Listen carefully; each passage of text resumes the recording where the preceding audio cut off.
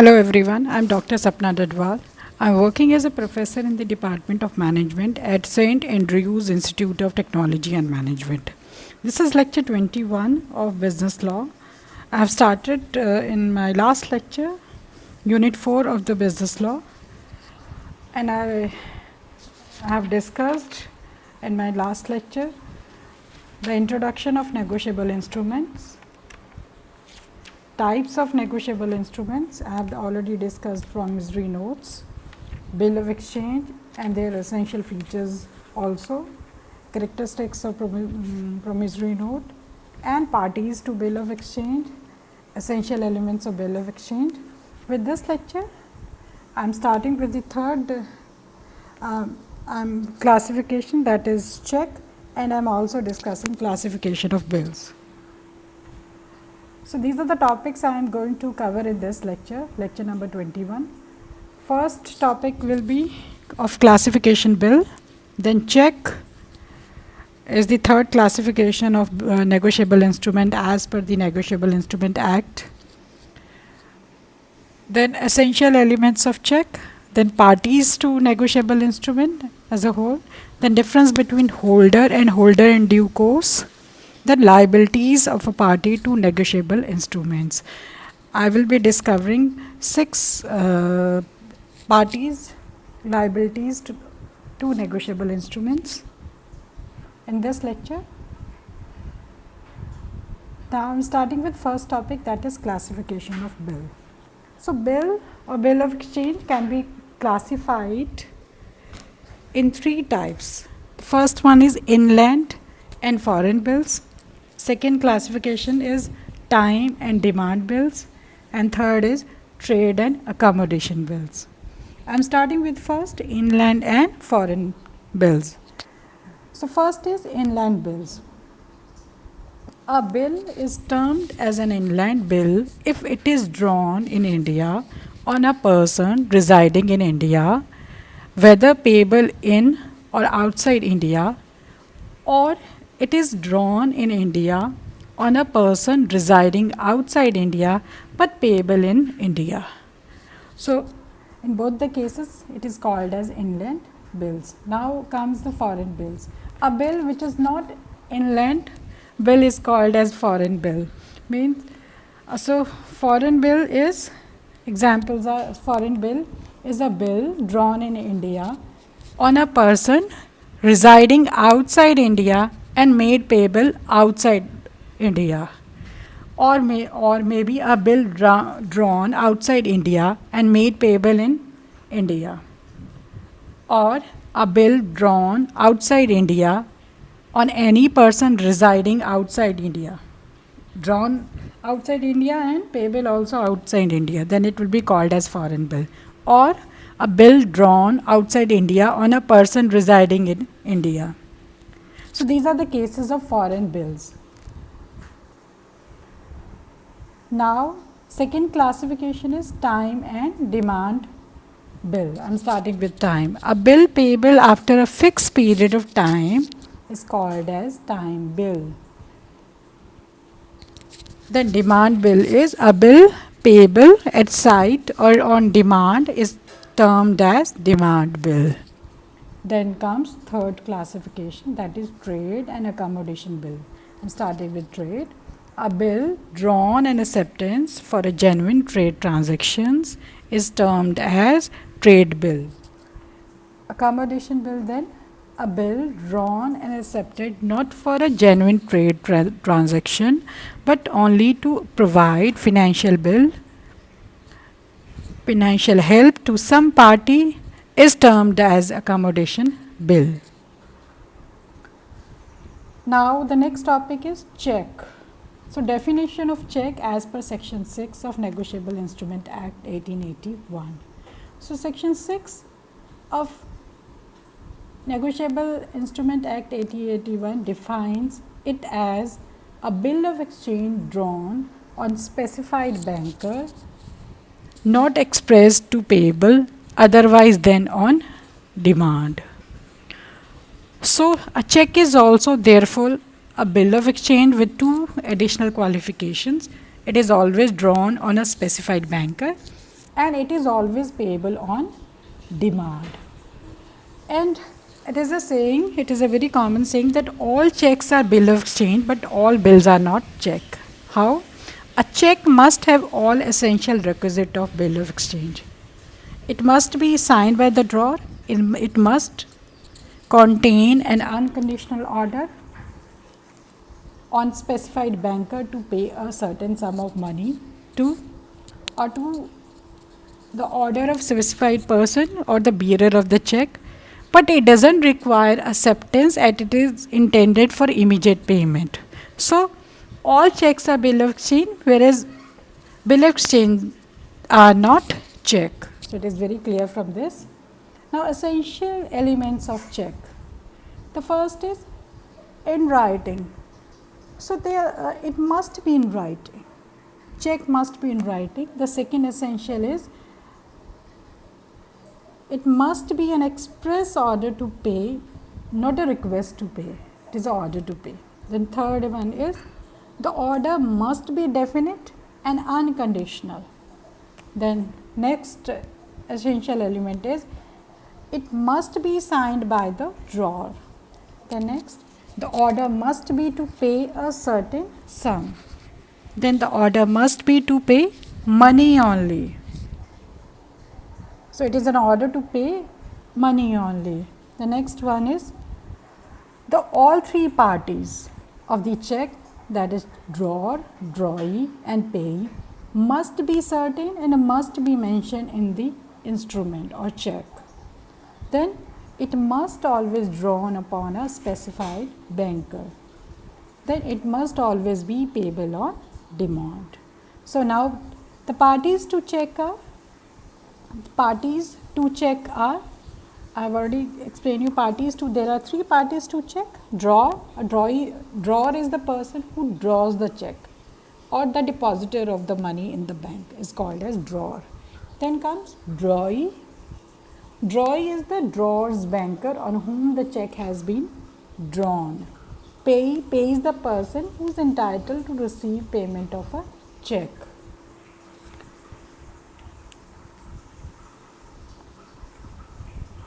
Now, next topic, parties to negotiable instruments.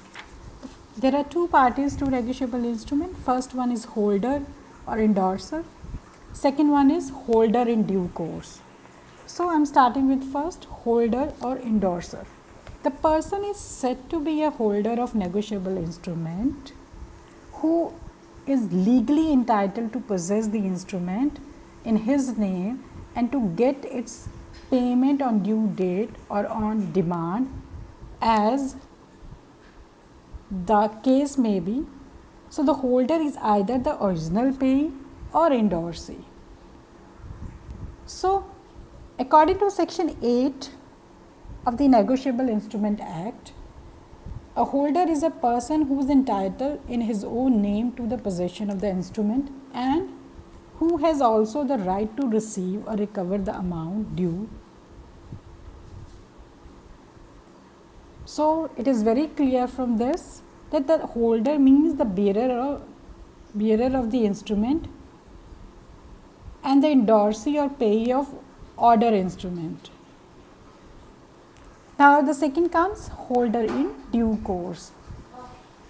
So section 9 of the Act defines holder in due course as any person who for valuable consideration becomes the possessor of negotiable instrument payable to bearer or the endorsee or payee thereof before the amount mentioned in the document becomes payable and without having sufficient cause to believe that any defect existed in the title of person from whom he derives his title.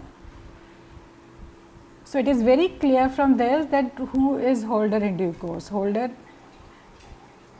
gets the instrument free from all defects.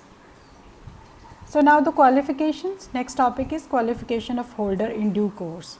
The first qualification is he must be holder. He must be entitled to the possession of the instrument in his own name. under a legal title and to recover the amount thereof from the parties liable thereto. The second qualification is he must be holder for valuable consideration. So, there must be some consideration to which law attaches the value. The consideration, however, need not to be adequate. The third one is he must have become the holder of negotiable instrument before its maturity. So, the holder who acquires a negotiable instrument after maturity cannot be holder in due course. Then next one is he must take negotiable instrument complete and regular on face of it. It is the duty of every person who takes a negotiable instrument to examine its form and contents thoroughly. For if it contains any material alteration which has not been confirmed by the drawer through his signature, or if it is incomplete, for example, drawer's name is not there, if it is not properly stamped, he will not become a holder in due course. So, every holder must take negotiable instrument complete and regular on face of it. The next one is he must have become holder in good faith. So, without having sufficient cause to believe that any defect existed in the title of the transferor, this is the most important condition. This is the most important condition that to be satisfied, as the holder must get the instrument in good faith. Only then he will be the instrument, he will get an instrument free from all defects. Now, the difference between holder and holder in due course. The first is holder may become a possessor or payee of an negotiable instrument even without consideration, whereas holder in due course, he gets the possession for consideration, he gets the possession of a negotiable instrument only for the consideration. Then second difference is holder need not to become the possessor before maturity, whereas in the case of holder in due course, he must have become possessor before the maturity of negotiable instruments. Then third one is holder need not to become possessor in good faith, whereas in case of holder in due course, he must become possessor of negotiable instrument in good faith only. Then the next one is holder cannot have better title than that of transferor, but whereas in case of holder in due course, he can have a better title than that of transferor if he has possessed the instrument in good faith. The next one is holder cannot enforce his right against all prior parties, whereas in case of holder in due course, he can enforce his rights against all the prior parties. All the prior parties.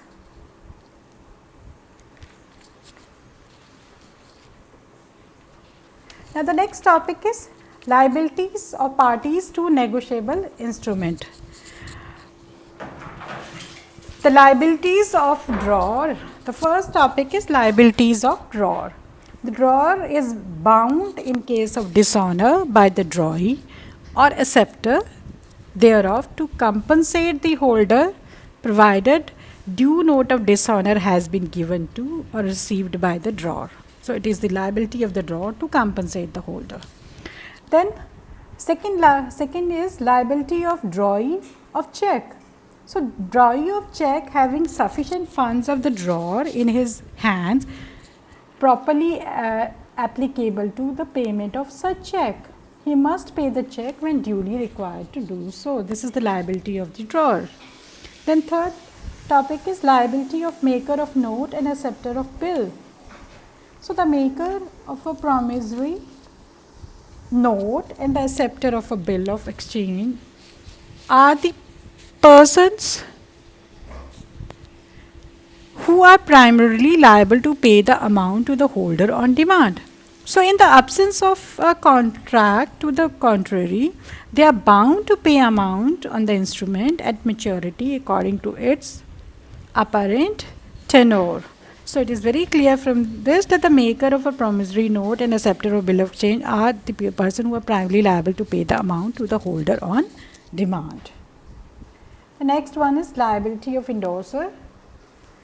So section 35 para 1 of the Negotiable Instrument Act says that the endorser of negotiable instrument before maturity is liable to all subsequent holder in case of dishonor of the instrument provided there is no contract to the contrary. Then the endorser had not limited or qualified his liability by using appropriate words, or due notice of dishonor has been given or received by such endorser. So in these cases, all the prior or subsequent holder in case of dishonors are liable. Now the next liability is liability of prior parties to a holder in due course. Every prior party to a negotiable instrument is liable thereon to a holder in due course until the instrument is duly satisfied. It is the responsibility of every party of in case of holder due course that they are responsible in case of dishonor. They have to pay, they have to compensate to the holder in due course. So this is all in this lecture.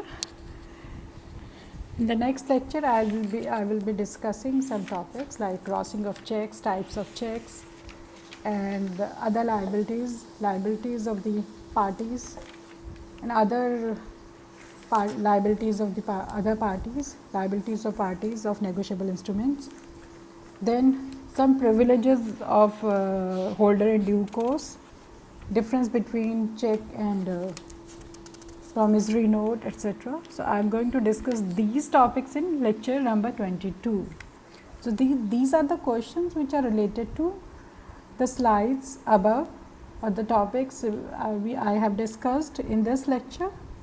So if any query is there, you can always contact me. If there is any writing mistake, please ignore that writing mistake. Thank you so much.